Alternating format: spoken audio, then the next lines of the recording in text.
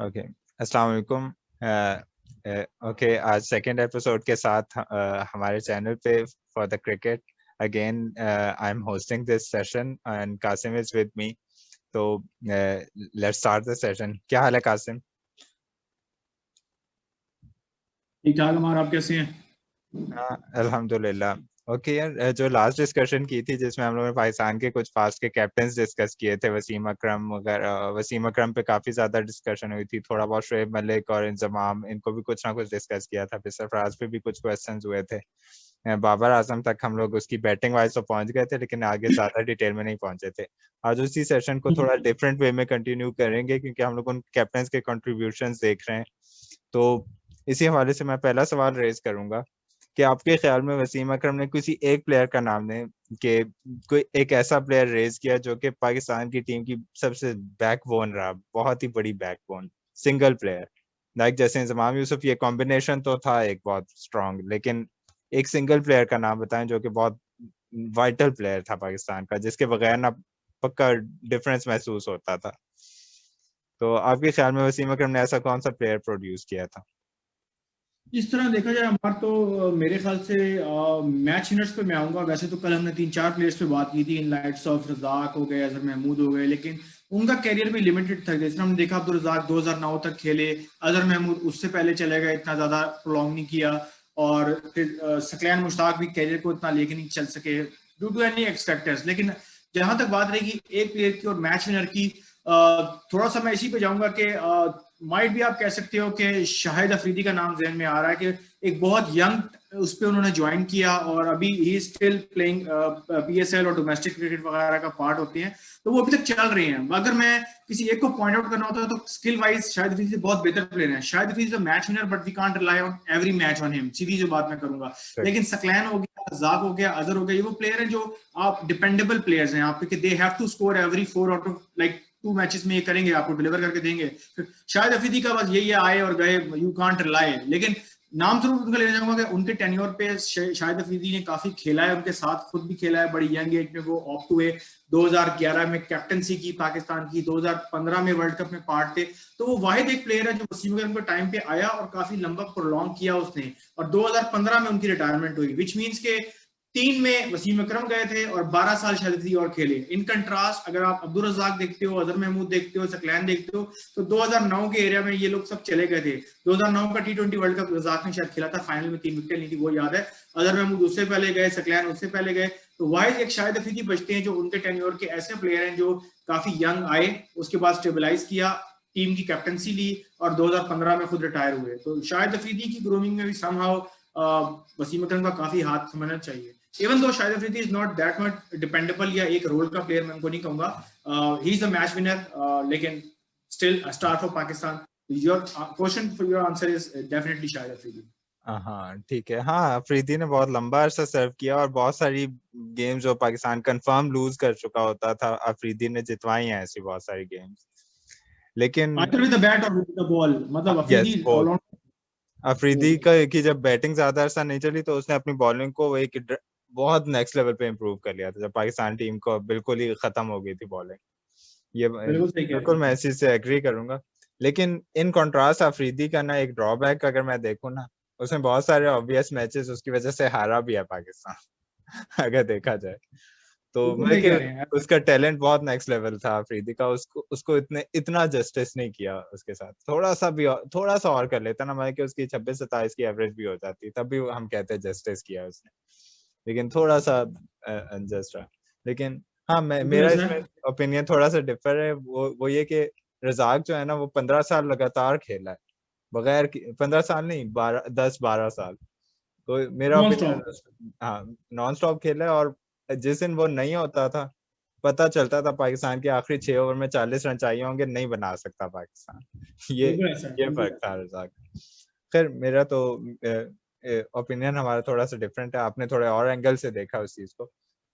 अच्छा, इससे नेक्स्ट पे जो मैं बात करना चाहूंगा कि ये तो वसीम अकरम, उसके बाद इंजमाम के टाइम पे आपने देखा होगा कि एक स्ट्रीम ऑफ ब्रिलियंट बैट्समैन जो है ना, वो पाकिस्तान की टीम में इंडल्ज हुए।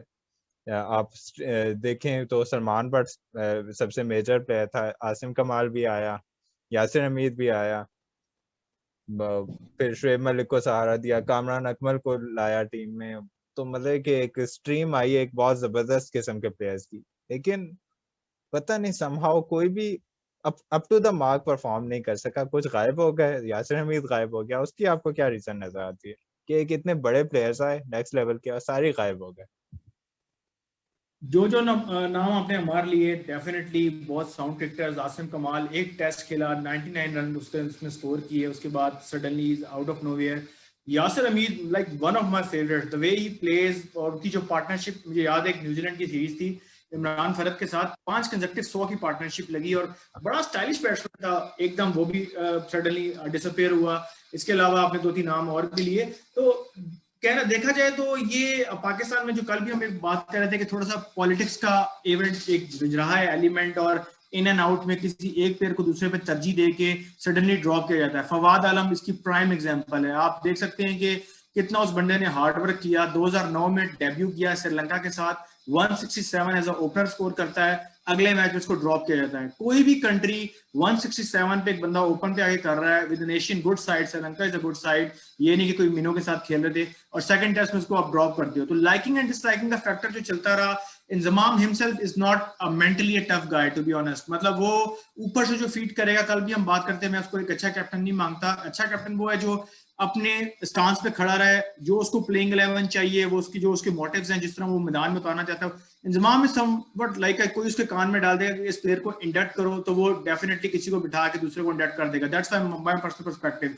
यासिर हमीद को हमने जाया किया, आसिम कमाल को हमने जाया किया, इस तरह के बहुत और स्टार्स आए जो हार्डली 3 से 4 मैच खेल के चले गए, और मतलब उनकी अच्छी एवरेज है, लेकिन इंजमाम के टेन्योर पे, Inzamam is not a good leader, a star batsman for Pakistan. But जो आपका सवाल था उसी के जवाब पे दोबारा आता हूँ कि लाइकिंग एंड डिसलाइकिंग बहुत हुई, थोड़ी सी पॉलिटिक्स इन्वॉल्व हुई, और वो पाकिस्तान ने कुछ प्लेयर्स को लेट हुई। और यासिर हमीद का मुझे बयान याद है कि 2010 में जब पाकिस्तान का एक सेटबैक लगा, सलमान बट, उसके अलावा मोहम्मद आसिफ और मोहम्मद आमिर इंग्लैंड टूर का जो इशू हुआ हमारा कि नो बॉल्स वगैरह, और एक कंट्रोवर्सी क्रिएट हुई, उसमें शाहिद अफरीदी का एक बयान आया जिसमें यासिर हमीद के कमेंट्स थे कि हमारा हर मैच फिक्स होता है। बीइंग ए प्रोफेशनल, ये कमेंट किसी चैनल पे कहना it's not a vice approach. तो अफरीदी ने रिमार्क्स में कहा कि ये हैं तो 40 साल के, लेकिन उनका माइंड जो है 16 साल के बच्चे वाला है। तो ये एक बहुत बड़ा, कुछ प्लेयर सच्चे होते हैं, बोल जाते हैं, जिस तरह राशिद लतीफ थे, आमिर सोहेल थे, दे लीस्ट बॉदर थे अगला क्या सोचेगा। तो Yasir Hamid is one of them, जो उनका वो इशू भी बना के वो आगे खेल नहीं पाए। सलमान बट की आपने बात की, जरूर बात करूंगा कि एक स्टाइलिश बैट्समैन था जिसने अपने आप को जाया किया, और पाकिस्तान को बहुत टाइम बाद सैयद अनवर के बाद एक अच्छा ओपनर मिला था। कल हमने सैयद अनवर पे बात की थी कि इज अ क्लास एक्ट, लेकिन सलमान बट अगर आज खेलते रहते हो पाकिस्तान के साथ तो बहुत 100 पाकिस्तान के हो चुके होते, एक कंप्लीट पैकेज था। लेकिन अगेन जो आपका मेन सवाल था यासिर हमीद क्यों गए, उसकी एक रीजन यही थी कि 2007-8-9 के दौरान जो उनका स्टांस रहा, चलते रहे, फिर कुछ कमेंट्स आए। अफरीदी की इतनी फैन फॉलोइंग है कि पाकिस्तान में बहुत उसको लोग कहते हैं, और उसके साथ कोई भी इशू ले लेगा तो उसका टीम में आना बड़ा मसला हो जाएगा। सलमान बट के साथ भी हमने देखा बड़ा इशू था, अफरीदी ने स्ट्रेट अवे कहा कि अगर ये टीम में आया तो मैं प्लेइंग 11 का पार्ट नहीं हूँ। सेम विद यासिर हमीद के साथ भी कुछ चीजें चली, और अगेन इसको समअप मैं करूं तो लाइकिंग एंड डिसलाइकिंग का फैक्टर था। कुछ सीनियर प्लेयर्स अपनी बात को अहमियत देने के लिए जूनियर्स पे इतना ज्यादा वो नहीं कर पाए, और जूनियर्स अपनी जगह नहीं बना सके। हाँ, अच्छा, यानी आप कह रहे हैं कि सीनियर्स की कुछ का ईगो का इशू आ गया था जिस तरह। वो इशू डेफिनेटली वो इशू। हाँ बिल्कुल। अब और अफरीदी हमेशा से अवाम की नजर में भी ऐसा है कि वो इस लेवल कप पे पहुंचा हुआ था कि वो अपनी ईगो कर सकता था, इन्फ्लुएंस अपनी ईगो से इन्फ्लुएंस कर अफरीदी सकता। की अगर आप देखिए, आप सेकंड भी करें, Afridi is not like a good captain. मेरी बुक्स में Afridi is not a good captain, मतलब उसने इतना नहीं, अपार्ट फ्रॉम वर्ल्ड कप 2011 वो एक वाहिद था कि जो लीडिंग विकेट टेकर भी था, और वो सुनने में भी आया कि जब कैप्टनसी मिली तो वो अच्छा खेलते हैं। उसके अलावा आप T20 या और चीजें देखो तो शायद उसकी कैप्टनसी इतनी अच्छी नहीं रही है, अगर ओवरऑल हम देखें स्टैट्स पे। हाँ, स्टैट्स वाइज इतनी अच्छी नहीं रही, लेकिन लीडरशिप एबिलिटी भी थी, लड़वाना भी आता था उसको, लेकिन कुछ अपने जज्बात की वजह से आई थिंक लूज कर जाता था वो अगेन कल वाली बात हमारी बीइंग इंसान। अब एक मैच हम बड़ा अच्छा जीते थे, मुझे याद है ऑस्ट्रेलिया में, बॉल को वो चबा गए थे, एक मैच में पिच पे आके के साथ उन्होंने वो कर दिया था। तो it happens in cricket, but you need to be good team professional. जब आप पाकिस्तान को रिप्रेजेंट कर रहे हो, एम्बेसडर हो, तो थोड़ा सा ख्याल रखना चाहिए। बीइंग ए सीनियर प्लेयर 96 से खेल रहे हैं और 21 चल रहा है, 15 में रिटायर हुए, 20 साल बाद आपको इतना आ जाना चाहिए। खैर एनी हाउ स्टार्ट। अच्छा, एक और बात मैं कहना चाहूंगा कि आपको याद होगा यूनुस खान जो है ना 2000 में आए थे, बहुत ही कमाल की डेब्यू में बैटिंग की, और मतलब कि लग रहा था कि someone is supremely talented player, और नजर आता था उस वक्त शुरू में एक दो मैच, कुछ मैचेस में नजर आया। उसके बाद यूनुस खान जो है ना, वनडे क्रिकेट में थ्रू आउट वो एक लाइबिलिटी लगे। आपको आपको लगा कभी ऐसा? क्योंकि पाकिस्तान के पास बैक पे अगर देखें, यासिर हमीद है, फिर आसिम कमाल है, और इस तरह के और बहुत सारे प्लेयर्स उसी दौर में मौजूद हैं। तो आपको कभी ऐसा लगा कि यूनुस खान जो है वो थोड़ा काइंड ऑफ अ लाइबिलिटी है और जबरदस्ती उसको खिला रहे हैं टीम में, वनडे क्रिकेट में, नॉट टेस्ट, जस्ट वनडे? बिल्कुल अमार, आपने तो बात की, मुझे डेब्यू याद है उनका 46 अगेंस्ट श्रीलंका, मुझे स्कोर भी याद है। और उनके साथ एक कैसर अब्बास का डेब्यू हुआ था, 3 डेब्यूट थे उस मैच में। और यूनुस खान ने बड़े अच्छा परफॉर्म किया, लग रहा था कि बैकबोन पाकिस्तान को मिल गई है जिस तरह का स्टार्ट उन्होंने दिया। उसके बाद मुझे ये भी याद है पहली सेंचुरी उनकी हांगकांग के खिलाफ थी 144, जो कि बहुत टाइम बाद आई। 50 40 30 चलता रहा, और वही आपकी वाली बात के एक बंदे को इट सीम्स के आप इंडक्ट कर रहे हो प्लेइंग 11 में जबरदस्ती, उसकी शायद जगह ना बनती हो। कुछ टाइम बाद हमें आइडिया होता रहा ऑन एंड ऑफ के he is a test material, not a ODI guy, क्योंकि उस उनके टेन्योर पे 250 275 भी एक स्कोर डिसेंट समझा जाता था। आज मॉडर्न डे क्रिकेट आप 350 400 भी सेफ नहीं समझते, जो क्रिकेट चेंज हो चुकी है T20 की वजह से। लेकिन जो यूनुस खान का टाइम था लेट 90s या अर्ली 2000, उसमें यही था कि वो आए, अच्छा स्टार्ट दिया, टीम में जगह बनाई, लेकिन at some point middle way of career कह लो या शायद इससे भी पहले, एक क्रिकेट एनालिस्ट या जो भी एक्सपर्ट होगा उसको आइडिया होगा he is not an ODI player. और हांगकांग के साथ सेंचुरी करना अपने 70वें 80वें मैच में क्लियरली शोज कि यूनुस खान, और वो भी कोई इतना लेट नहीं आते थे, 1 डाउन 2 डाउन पोजीशन पे आते थे कि आप आओ, टाइम नहीं। शोएब मलिक हम कहते हैं 7वें 8वें नंबर पे आता है यार, 100 नहीं किया तो एक जेन्युइन रीजन है। तो यूनुस खान के पास ऐसा कुछ नहीं था, बस वो टाइम लेते थे, और टाइम लेने के साथ स्ट्राइक रेट भी उसका कोई इतना डिसेंट ओडीआई में नहीं रहा, माइट भी 80 शायद तक पहुंच गए, 80 85 तक। तो वही आपकी मेरी बात के एक जबरदस्ती वाला फैक्टर, मैं भी इस बात को सेकंड करूंगा, नजर आता था कि उनको इंडक्ट किया जा रहा है। टेस्ट मैच में no question about leading run scorer है पाकिस्तान की साइड से, 10,000 रन कर चुके हैं। वनडे में स्टिल आई डाउट कि उनको कुछ मैचेस में शायद एक्स्ट्रा खिलाया गया है। अच्छा, लेकिन उसके अलावा एक और फैक्टर है, मीडिया पे जो एक्सपर्ट्स बैठते थे ना, जितने भी एक्सपर्ट्स बैठते थे, यासिर हमीद से 2-3 मैच में परफॉर्म नहीं हुआ, उसके अगेंस्ट एक तोपें आ जाती थी उसके अगेंस्ट। कोई भी बड़ा, कोई भी इस तरह का प्लेयर था ना, इवन मिसबा भी उस टाइम पे आया था। तो चलो, मिसबा ने even man of the series रहा था ऑस्ट्रेलिया के अगेंस्ट एक सीरीज में उस टाइम पे। तो और मिसबा की बिल्कुल। क्लास तो थी उस टाइम पे भी, ये नहीं कह सकते कि क्लासिक प्लेयर नहीं था। उसके अब मतलब कि उस तरह के कुछ प्लेयर्स को लाके या तो बिल्कुल साइडलाइन कर देते थे, वैल्यू ही नहीं देते थे। लेकिन यूनुस खान अगर गलती से किसी एक मैच में बहुत अच्छा परफॉर्म भी कर देना, 50 भी कर ले 80 बॉल्स पे, उसकी तारीफें शुरू कर देते थे मीडिया पे आने वाले एक्सपर्ट्स। तो आपको लगता है कि इस चीज का बहुत रोल है उसको रखने में, या और उसके अगेंस्ट कभी भी बात नहीं की, उसकी खराब बैटिंग पे कभी भी पॉइंट आउट नहीं किया, ना टेक्निकल किसी चीज पे, ना टाइमिंग पे, ना किसी चीज पे? Do you think definitely media मैं का? अपने पॉइंट को इसी आर्गुमेंट को सेकंड करूंगा अपने पहले पॉइंट से, जो मैं बोल रहा था कि लाइकिंग या डिसलाइकिंग का फैक्टर है। एक एज ग्रुप ऐसा आ गया था, मिसबा पे जितना क्रिटिसाइज हुआ है ना, मेरा निकाल के मिसबा इतना बुरा बैट्समैन था।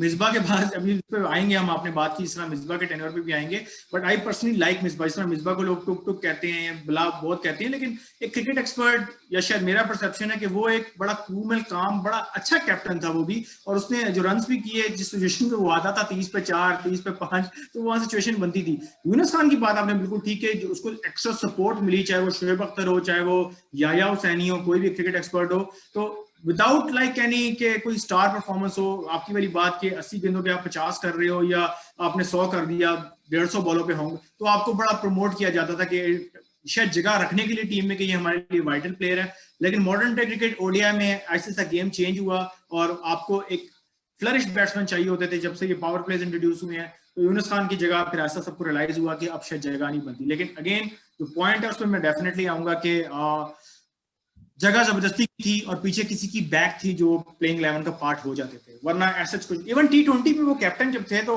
रोल समझ नहीं आया कि प्लेइंग 11 में T20 में यूनुस खान का नाम, 2009 में जो हम जीते, हमारे कैप्टन यूनुस खान थे, तो बड़ा हमें कान भी हुआ मैच में, उनकी जगह कहां से बन रही है? ना वो हिटर है, ना वो पावर हिटर है।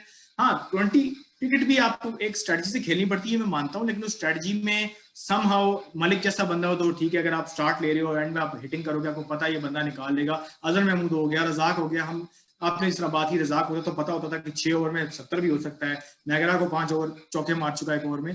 तो यूनुस खान का क्या रोल था एज ए कैप्टन? वो उन्होंने, हालांकि स्टार्ट में मुझे याद है कि जब हम हारना शुरू हुए T20 वर्ल्ड कप में, उन्होंने रिजाइन पुट कर दिया कि इसके बाद किस्मत ऐसी थी कि हम वर्ल्ड कप जीत गए अफरीदी की बेस पे, मलिक की बेस पे। तो यूनुस खान का लिमिटेड ओवर गेम में, चाहे वो T20 को वनडे हो, जगह एक टाइम के बाद नहीं बनती थी। स्टार्ट बड़ा अच्छा था लेकिन वो उसको फुलफिल नहीं कर रहा। He is a totally test material गाय।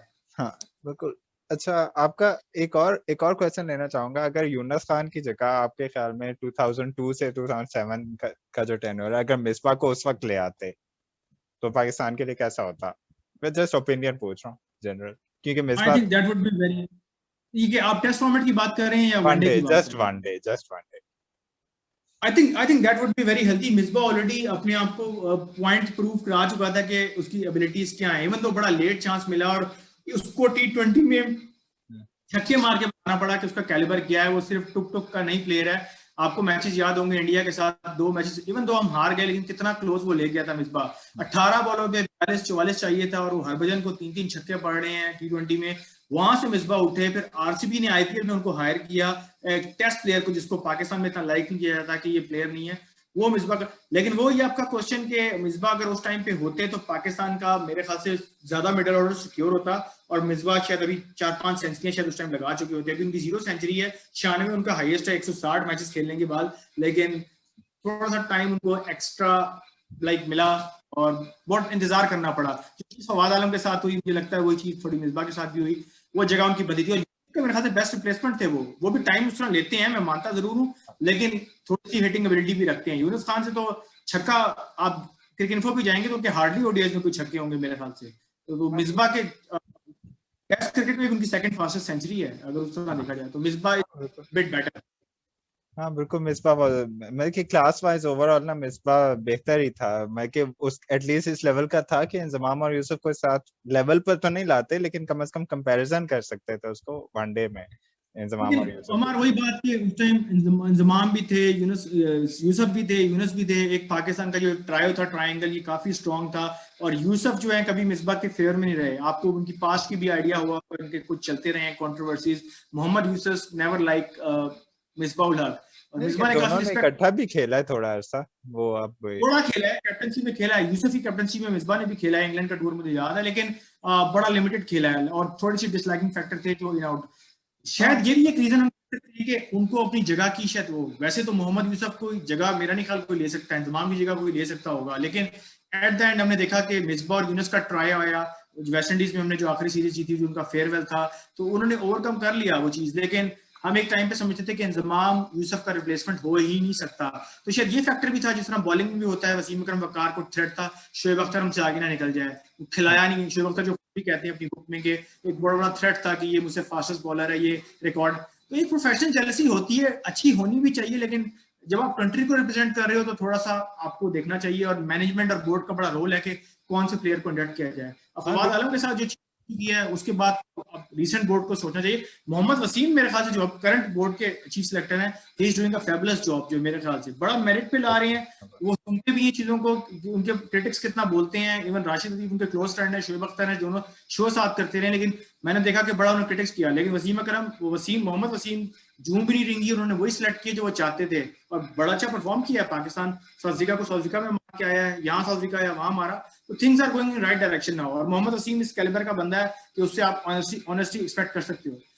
एक ये जरूर डिबेकल चल रही है कि आजम खान को जल्दी आप ले आए हैं, वो मोइन खान ने प्रेशराइज किया। इसका मुझे इतना आइडिया नहीं है कि मोहम्मद वसीम ने किस हद तक बात मानी मोइन खान की, जो आजम खान की इंडक्शन हुई है। लेकिन मिडिल ऑर्डर पे आप लैग कर रहे हो, आप भी एग्री करेंगे, मिडिल ऑर्डर में पाकिस्तान लैग कर रहा है इस टाइम। तो आजम खान हो गए, सुहेब मकसूद हो गए, मलिक हो गए, ये जरूरत है पाकिस्तान को वर्ल्ड कप में। देखते हैं अब आगे क्या, इंग्लैंड की सीरीज के बाद क्या बनता है। अब ये बात तो फैक्ट है ना कि कोई और प्लेयर नजर भी नहीं आ रहा था ना।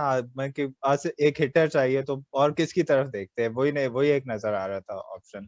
और सोहेब मकसूद परफॉर्म नहीं कर रहा था उस वक्त तक जब तक वो टीम बनाई थी। तो मेरे ख्याल से मोहम्मद वसीम की नजर जो है बहुत बहुत ही आउटस्टैंडिंग है।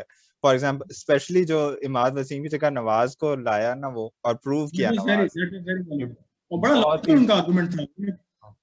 और लिटरली उसका आर्गुमेंट भी मुझे इतना सेटिस्फैक्टरी नहीं लगा, लेकिन उसने जब इतने कॉन्फिडेंस से बोला ना, बाय फार बेटर है नवाज उससे, मैंने that was very And shocking. Nawaz proved that. And Nawaz proved that. बिल्कुल both with bat and ball. उसने 2 छक्के जो मारे थे वो लिटरली नर्व्स का उसने प्रूव किया कि उसकी भी नर्व्स वैसी हैं जैसा कि इमाद है। और प्लस मीडिया को इतना अच्छा हैंडल करती है ना, उनको पता है कि नवाज किस कंडीशन में अच्छा है। साउथ अफ्रीका जा रहे हैं तो वो नवाज को फिक्र दे रहा है। जब बात यूएई पे आई तो इमाद को उसने सपोर्ट किया कि इमाद यहाँ पे अच्छा है, और इमाद की इंडक्शन की।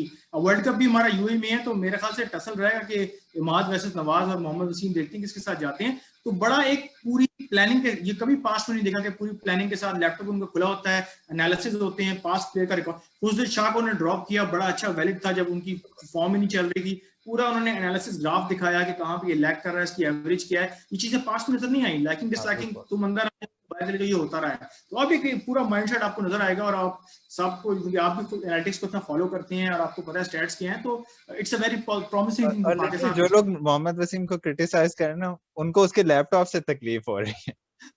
इसका लैपटॉप पे क्या प्रॉब्लम है, लैपटॉप पे दिखाएगा। तो मतलब है कि वो थोड़ी एक नेक्स्ट जनरेशन के लेवल की अंडरस्टैंडिंग है मोहम्मद वसीम की। और वो T20 में और कैप्टन, वो जब से डोमेस्टिक में देख रहा हूँ ना, मैंने 2 कैप्टन देखे थे, एक हसन रजा और एक मोहम्मद वसीम, जो कैप्टन रहे हैं थ्रू आउट। चाहे कुछ भी हो, कभी बैटिंग अच्छी नहीं की होगी मोहम्मद वसीम ने, लेकिन कैप्टन रहा है वो हमें। मोहम्मद वसीम की अगर आप बैटिंग देख ले, कोई एक मैच है 192 अगेंस्ट जिम्बाब्वे हरारे में, उसके अलावा मेरा नहीं ख्याल मोहम्मद वसीम ने कोई मैच नहीं, ऑस्ट्रेलिया के अगेंस्ट उसकी बैटिंग देखी थी, 92 उसने किया था ऑस्ट्रेलिया की टॉप बॉलिंग लाइनअप के अगेंस्ट। बैट्समैन वो मतलब कि टेक्निक उसकी ठीक थी, लेकिन एबिलिटीज भी होती है ना एक चीज, के एबिलिटी नहीं थी उसकी बैटिंग में। और एक टाइम ये था कि वो हॉलैंड को रिप्रेजेंट करने जा रहे थे, आज से कोई 1.5-2 साल पहले, शायद आपको आइडिया हो। नेदरलैंड के साथ भी एसोसिएट, लेकिन मुझे पर्सनली बड़े अच्छा लगता है, और वो उसके जो थिंकिंग प्रोसेस है और जो उसका सिलेक्शन क्राइटेरिया है, it's far better than others. Literally जितने भी आए हैं ना, उन सारों से बहुत बेहतर है अभी तक के। और अच्छा, इसके अलावा अब यूनुस खान पे भी बात हो गई, तो इंजमाम के दौर में, और मिसबा की एक बात मैं और भी करना चाहूंगा कि इंजमाम के दौर में अगर वो आता ना, तो वो आगे चल के बिना टीम अच्छी टीम बनाता। मतलब कि एक बैक के उन टॉप प्लेयर्स के साथ ग्रूम होना और एक आके सब कुछ ही खुद ही से ग्रूम होना, बहुत ज्यादा फर्क होता है इन दोनों चीजों में। क्योंकि 2007 में जब वो आया, टीम का सबसे ओल्डेस्ट प्लेयर, तो मैं कि, और शुएब मलिक जो था वो उसको क्या ग्रूम करता, वो 26-27 साल का बंदा था, और वो अच्छी खासी एज का बंदा। तो मेरे ख्याल से काफी वो फैक्टर्स आए थे। और अच्छा, इससे नेक्स्ट मैं लेना चाहूंगा कि चलो मिसबा पे भी बात हो गई, मिसबा पे की कैप्टनसी की बात करते हैं आप। मिसबा की एज अ कैप्टनसी, मुझे तो मिसबा से ज्यादा पॉलिटिकल कोई भी बंदा नहीं नजर आया ऑनेस्टली। 2007 से उसने पहले टीम में जगह बना ली, 11 के बाद से उसने जो गेम की, मतलब कि मलिक उसको लेके आया टीम में, सबसे पहला काम ही है कि पूरा बोर्ड मलिक के अगेंस्ट, मलिक को वापस आने नहीं दिया उसने टीम में। आके भी चांस ऐसे मौके पे दिया कि कि भाई वो किसी तरह से आ ना जाए टीम में। आपको क्या लगता है कि मिसबा क्या पॉलिटिकली बहुत स्ट्रांग है, या क्या सीन है वो उसका? बिकॉज ये चीज ना आज तक ना किसी प्लेयर को पता है, ना किसी बोर्ड के मेंबर को पता है कि ये क्या हो रहा है। मुझे अपने चैनल की एक वीडियो याद आ गई, स्टार्टिंग में क्रिकेटिंग माइंड में बात की थी, और आपके बड़े कमेंट्स थे मिसबा के अगेंस्ट, जिसपे मेरे फेलो कोलीग थे, उनका भी रिमार्क्स आया था। आई डोंट शो तैमूर थे या कौन थे, तो बड़ा आपने क्रिटिक्स किया था मिसबा के, ही इज अ पॉलिटिकल और डिप्लोमेटिक सॉर्ट ऑफ अ गाय। तो उस पर तो उसी डिबेट को आगे लेके चलते हैं। मिसबा को अगर आप थोड़ा सा पॉलिटिक्स की हट के देखें ना, जितना मैं, ऑब्वियसली हम मिले तो नहीं हुए, लेकिन जितना जानते हैं, it's a quite humble guy to be honest. मतलब जिस तरह आपको स्क्रीन पे वो नजर आएगा, बड़ा डाउन टू अर्थ है, काम एंड कंपोज, कोई छक्के चौके लग रहे, इतना ज्यादा रिएक्ट वो नहीं करता, चाहे वो कैप्टन हो चाहे वो कोच हो। बड़ा ही लगता है सेंसिबल बंदा है ऑब्वियसली। और उसकी मतलब माशाल्लाह मेरे ख्याल से डिग्री भी है, उसने MBA वगैरह कुछ किया हुआ है, तो डेफिनेटली एजुकेशन से थोड़ा सा आप अवेयरनेस और आपकी मेच्योरिटी में इजाफा होता है एज कम्पेयर टू जो हमारे बाकी प्लेयर्स हैं अंडर मैट्रिक वगैरह, तो काफी भी आपको पता लग जाता है। On the other hand politics की बात करूं तो डेफिनेटली कुछ प्लेयर्स ऐसे हैं पाकिस्तान में, जो शुएब मलिक हो गए, जिनका पॉलिटिकल पीछे बैकग्राउंड काफी स्ट्रॉन्ग है, बहुत सपोर्ट है उनको। अगर आप पॉलिटिक्स भी देखें, 2019 के वर्ल्ड कप की इंडक्शन भी उनकी कुछ पॉलिटिक्स की रीजंस थी, ये अगर आप बैकग्राउंड देखें तो काफी आपको आइडिया हो जाएगा। मिसबा का बजाहिर इस तरह नजर नहीं आता, आपकी वाली बात के शो होता ही नहीं है और चीज हो जाती है। अभी भी आज शोएब मलिक बाहर है, उनकी फ्रस्ट्रेशन की ट्वीट्स भी मैंने देखी थी पीएसएल से पहले, जो मिसबा के अगेंस्ट थी कि he is not a good coach और उनको पहले ट्रेनिंग नहीं चाहिए बेसिक लेवल की, फिर आगे आना चाहिए। तो वो जो 2011 से अब 21 चल रहा है, एक डेकेड हो गया, 10 साल बाद भी बात वहीं फंसी हुई है। आपकी बात बिल्कुल ठीक, शोएब मलिक किस तक गाया जो मिसबा को लेके आए थे और बड़ा अच्छा परफॉर्म किया मिसबा ने, अपनी जगह सीमेंट की। उसके बाद 2011 में कैप्टनसी ओवरटुक की, उसके बाद मलिक साइड पे हुए, मलिक को वापस आना पड़ा और अभी फिर मलिक अपनी जगह के लिए फाइट कर रहे हैं। कुछ प्लेयर्स ऐसे थे, उमर अकमल हो गए, अहमद शहजाद जो बीच में, और शाहिद अफरीदी का काफी मिसबा के साथ अच्छा रिलेशन रहा है, और शाहिद अफरीदी का गाय जो काफी सपोर्ट किया है उन्होंने उमर अकमल अहमद शहजाद को। मेरे ख्याल से आप एग्री करेंगे, बहुत चांसेस शाहिद अफरीदी ने दिलवाए इन दोनों को, बीइंग ए यंगस्टर, और बड़े क्लोज थे इन दोनों के, स्पेशली अहमद शहजाद के शाहिद अफरीदी ट्रू फ्रेंड्स आप कह सकते हैं दोनों थे। तो उसमें मिसबा की अप्रोच क्या रही या क्या हुआ, अब अंदर की स्टोरी नहीं पता लगती, लेकिन बजाय आपकी बात से मैं सेकंड करूंगा कि कुछ ना कोई कहीं ना कहीं आप कह लो गेम या कोई डिप्लोमेटिक अप्रोच थी कि he likes the player of his own choice. अब मुझे याद है कि एक टीम थी फैसलाबाद वुल्व्स, आपको याद होगा, जिसमें सारे फैसलाबाद के प्लेयर्स थे, मिसबा, मोहम्मद हफीज, एक बॉलर हुआ करता था, हाँ। एहसान आदिल। अब एहसान आदिल आप देखो तो लोग इतना रेट कभी भी नहीं करेंगे कोई भी क्रिकेट लवर के एहसान आदिल, वो उसको वर्ल्ड कप में इंडक्ट कर रहा है, 2015 का वर्ल्ड कप है और एहसान आदिल को लाया जा रहा है। इसी तरह एक दो और है, मैं मिस कर रहा हूँ, फैसलाबाद वुल्व्स को मैं फॉलो करता रहा हूँ काफी, लेकिन कहने का मतलब मिसबा की अपनी लैकिंग्स है, वो चाहता है कि मेरे एक और प्लेयर बड़ा वो है, रिसेंट भी खेलता रहा है, मिसबा को काफी पसंद है वो।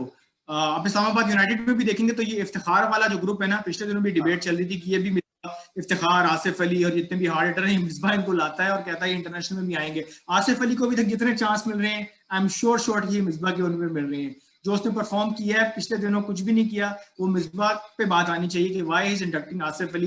पीएसएल इज डिफरेंट थिंग, वो उस पर खेल लेते हैं, पता नहीं लाल जर्सी में क्या ऐसा है जो पाकिस्तान में नहीं है। लेकिन to cut the long story short, Misbah आप कह लेंगे साइलेंट किलर, उसने अपना काम कर लिया है, लेकिन किसी को शो नहीं हुआ कि उसने पीछे बैकएंड पे किया क्या है, और वो अभी तक अपनी मनमानी कर रहे हैं। लेकिन decent guy, you can't say that कि कोई इसने पाकिस्तान के लिए नुकसान किया होगा, लेकिन लाइकिंग डिसलाइकिंग के लिए वो चाहता था, अगर मैं कैप्टन हूँ, स्ट्रॉन्ग कैप्टन था, अगर मैं कैप्टन हूँ तो मेरी पसंद के बंदे आए, जो कि सरफराज में चीज नहीं थी। बाद में इस पे आते हैं हम बाद में, कि सरफराज को थोड़ा सा पुश किया जाता था, मिसबा अपनी पसंद के बंदे खिलाते थे, वो चाहे तो पूरी डोमेस्टिक फैसलाबाद की टीम खिला लें, टाइम पे ऐसा भी लग रहा था, वो हर बंदा ला रहे हैं।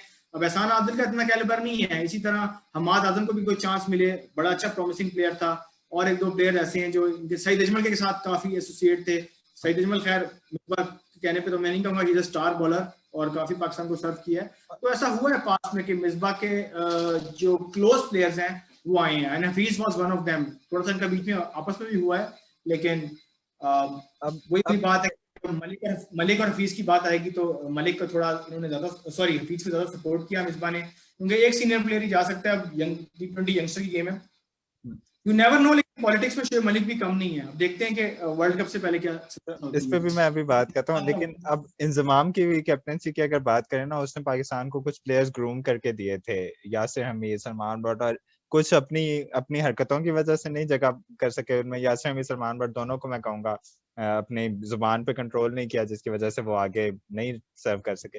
सिर्फ एक शोएब मलिक बचा था जो आगे पहुंचा, और इंजमाम ने उस पर बहुत मेहनत की थी, शोएब मलिक पे, उसको कैप्टन बनाया, किसी तरीके से कोशिश करता था उसको। लेकिन अभी भी आप इनका, मुझे आपकी बात इंटरप्ट कर रहा हूँ, अभी भी आप मलिक और इंजमाम का रिलेशन देखोगे ना, काफी पॉजिटिव है। 2019 में इंजमाम हमारे कोच थे, पूरी कोशिश थी कि मलिक आए, और मलिक की पूरी कोशिश थी कि मैं एज ए कैप्टन सर्व करूं वर्ल्ड कप में। सरफराज का थोड़ा सा वो भी मुझे चल रहा था, मलिक की पूरी कोशिश थी मैं एज ए कैप्टन जाऊं वर्ल्ड कप में कुछ मैचेस के लिए। वो चीज खैर हुई नहीं, लेकिन मलिक प्लेइंग 11 में एटलीस्ट आ गए, डिस्पाइट नोइंग कि उनकी फॉरेन सॉइल पे इतनी अच्छी परफॉर्मेंस नहीं है शोएब मलिक की। कभी भी उन्होंने बाहर जाके बाउंसी विकेट्स पे कोई इतना परफॉर्म नहीं किया। यूआई आपका कह लो, पाकिस्तान कह लो, इंडिया कह लो, यहाँ पे वो एक्सेप्शनल है, लेकिन बाहर इतना अच्छा परफॉर्म वो नहीं करते, लेकिन जगह बना ली। और पेशावर जलमी भी हमने देखा काफी क्लोज थे अभी वो मलिक के साथ, इंजमाम, तो उनका जो कंबो है वो काफी स्ट्रॉन्ग है, और सपोर्ट काफी मिली, और इंजमाम ने उनको मेरे ख्याल से बहुत किया है। लेकिन उसके बाद, इंजमाम के जाने के बाद, मलिक जो है ना बिल्कुल बेसहारा हो गया या क्या, कि उसके बाद मतलब कि चलो 2 साल तक उसको टीम से ना बोर्ड वालों ने निकाल दिया। उसके बाद मेरे ख्याल से 2011 में भी मलिक हमारी टीम में वर्ल्ड कप में नहीं थे, 12 में भी T20 में मेरे ख्याल से मुश्किल से आए, 15 में कमबैक हुआ उनका, फिर 7-8 साल बाद। और वो कमबैक ऐसा था कि उन्होंने काफी अच्छा परफॉर्म किया, फिर चैंपियंस ट्रॉफी में जगह, ठीक है, तो मतलब वही कि आपकी अब पे जाने के बाद ये कैसी बात है कि एक प्लेयर जो कि 2009 तक पूरा 10 साल ग्रूम होके आया, उसके बाद चलो 2 साल के लिए निकल गया टीम के लिए, फिर 1 साल के लिए टीम में वापस आया, उसके मैं कि इस लेवल का ग्रूम होके प्लेयर पहुंचा, और पता चला उसकी जगह ही नहीं बन रही मिसबा के टेन्योर में, जब टीम फुली डिक्लाइन जा रही है। ये एक बड़ा क्वेश्चन मार्क था मेरी नजर में कि मिसबा के पूरे दौर में उसकी जगह नहीं बनी क्यों। और ऐसा ही है, उस वक्त वो प्योर थ्रेट था मलिक कैप्टनसी का, उसको शौक भी था कैप्टनसी ऐसा ही है, का, बिल्कुल और अवाम भी उसी की तरफ देखती कैप्टन यही बन सकता, लेकिन खैर टोटली एग्री, टोटली एग्री। वो एक बहुत बड़ी चीज हुई थी। लेकिन हाँ, मिसबा ने रिटायरमेंट के बाद उसको काफी सपोर्ट किया मलिक को कि उसका आना जरूरी है वरना टीम नहीं जीत सकती है वो।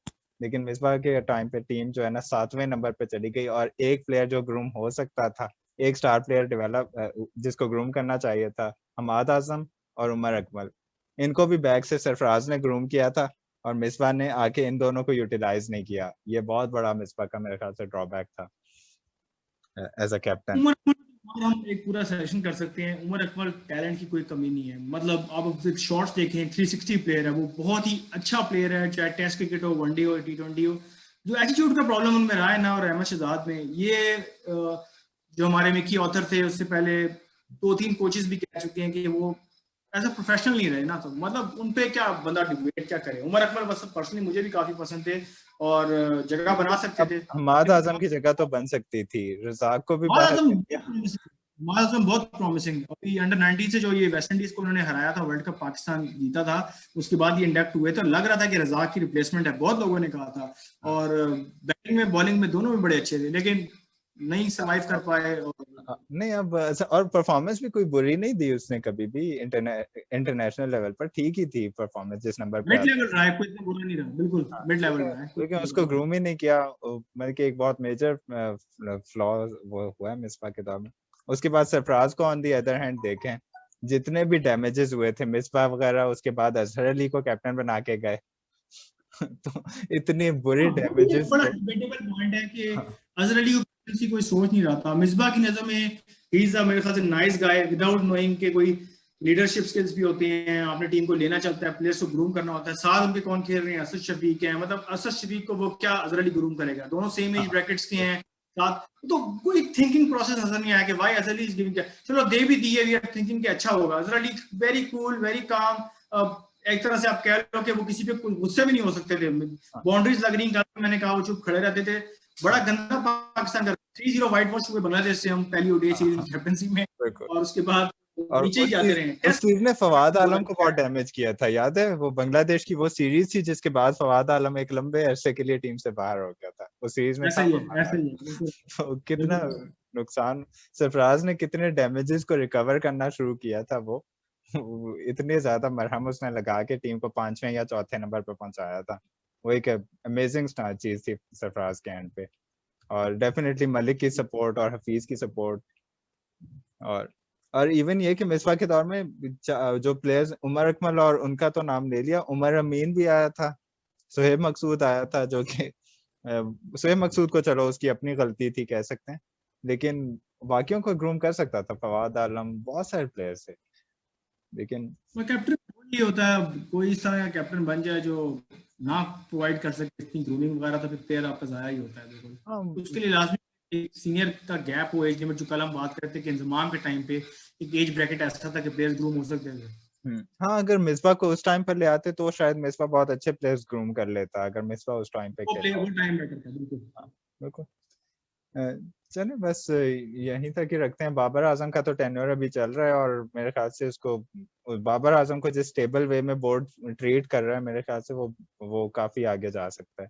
और शायद कोई भी इतना लकी नहीं रहा इससे, बाबर आज से पहले कोई भी प्लेयर इतना लकी नहीं रहा कि उसको इतनी ज्यादा सपोर्ट मिल रही हो फ्रॉम द स्क्रैच, कि शुरू से नंबर 3 पे खेला, जो उसका टैलेंट है उसी के अकॉर्डिंगली।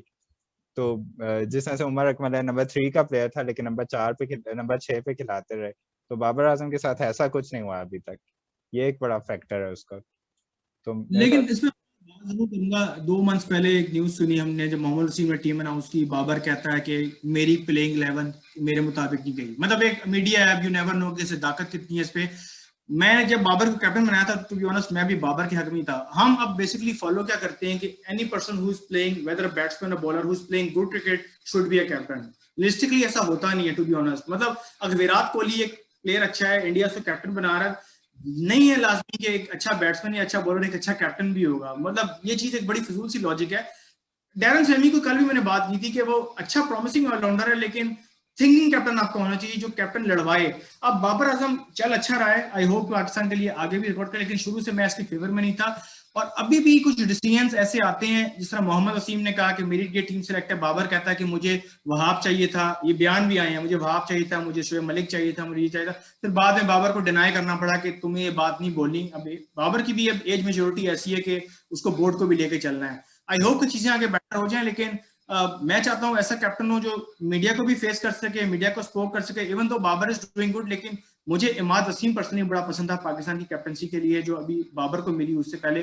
और एक तो वो मीडिया बड़ा हैंडल कर लेता है। ये नहीं मैं कह रहा कि इंग्लिश बोलना सिर्फ बात है, लेकिन बाबर इज बेट लाइक कि वो अपनी बैटिंग पे ध्यान दे, कैप्टनसी कोई ऐसा बंदा करे जो थोड़ा सा ऑलराउंडर टाइप हो।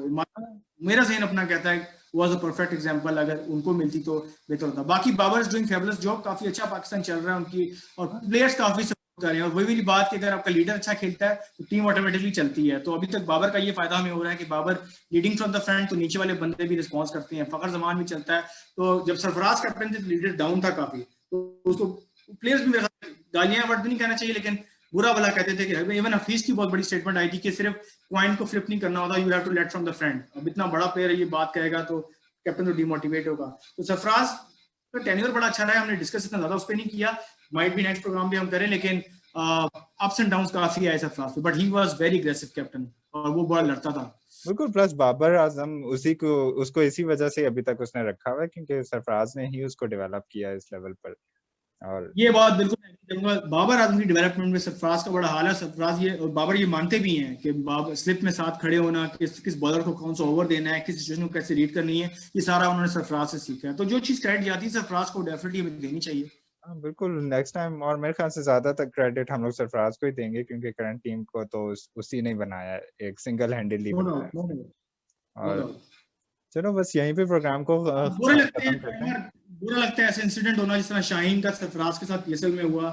एक ऐसा बंदा जिसमें आपने कैप्टनसी के आप उसके दौर में आए हुए हो, उसने आपको ग्रूम किया है, लीडर है, वो आपको देगा जो भी हुआ, टीम के बैटर, गोल आपका सेम है कि मैच जीतना। दवेश शाहीन बिहेव मुझे पर्सनली अच्छा नहीं लगा। मुझे नहीं पता बाबर सरफराज ने क्या कहा कि बाउंसर नहीं मारना, क्या करना, जो भी था he should give respect to Sarfaraz at least being a captain, next captain. हाँ ठीक है, लेकिन सरफराज की भी फ्रस्ट्रेशन इतनी ज्यादा है कि वो भी, उससे भी कोई पॉजिटिव एक्सपेक्टेशंस नहीं है अभी, तो पता नहीं दूसरा ये क्या। कि रिजवान जिस तरह चल रहे हैं ना, सरफराज की जगह बहुत मुश्किल नजर आ रही है। बेंच पे आपको जरूर नजर आएंगे as a second wicket taker, लेकिन नहीं रिजवान वैसे अब छोड़ने नहीं, 2 साल वैसे मुझे अभी जो। तो उसे बेंच पे भी नहीं होना चाहिए मेरे ख्याल से, फिलहाल उसको रेस्ट ही करना चाहिए। अब तो खैर आजम खान भी आ गए हैं, वैसे हाँ एक और थ्रेट हो गया। बिल्कुल। उसके अलावा रोहिल नजीर बैक पे बैठा हुआ है, तो वो भी आएगा और मुश्किल हो जाएगा। रोहिल नजीर पार्ट ऑफ इंग्लैंड टूर। नहीं नहीं, लेकिन वो उसको मीडिया की बहुत सपोर्ट है, और प्लेयर्स उसकी तरफ, उसकी उसके ऊपर अच्छा आए प्लेयर है, हैं। वो भी अच्छा प्लेयर है, इतना कोई डिसेंट परफॉर्मर है, रोहिल नजीर भी अच्छा है। अच्छा अच्छा। नहीं यहाँ पे, और उसके अलावा सऊद शकील भी अगर विकेट कीपर आ गया, और सऊद शकील की बैटिंग बहुत एक्स्ट्राऑर्डिनरी है, अगर वो आ गया हाँ, तो शायद रिजवान को भी बिल्कुल मुश्किल हो सकती है। अच्छा प्लेयर है सऊदी शकील, बिल्कुल ऐसा ही है। चलें बस यहीं पर ही फिनिश करते हैं। नेक्स्ट टाइम पे फिर कुछ न्यू प्लेयर्स पे भी बात करेंगे, और कुछ और चीजों पे भी, सऊद शकील का भी फिर जिक्र करेंगे। चलें बस ठीक इतना हो गया रखते हैं। हमारा, इंशाल्लाह नेक्स्ट इंडियन प्रोग्राम। सीरीज भी आ रही है, वर्ल्ड कप भी काफी क्लोज है। और सारे व्यूअर्स को कहूंगा कि हमारा का चैनल लाजमी लाइक करें, सब्सक्राइब करें, साथ मेरा क्रिकेटिंग माइंड अगर आप फॉलो करें तो उसको भी करें। तो इंशाल्लाह हमारी चैट पैचेस में डिस्कशन चलती रहेगी, और पैनल के डिस्कशन के लिए भी और लोग आएंगे हमारे के चैनल में ऑन एंड ऑफ। तो टिल टेक केयर, अल्लाह हाफिज। ओके टेक केयर, अल्लाह हाफिज, take care, thank you. Yes.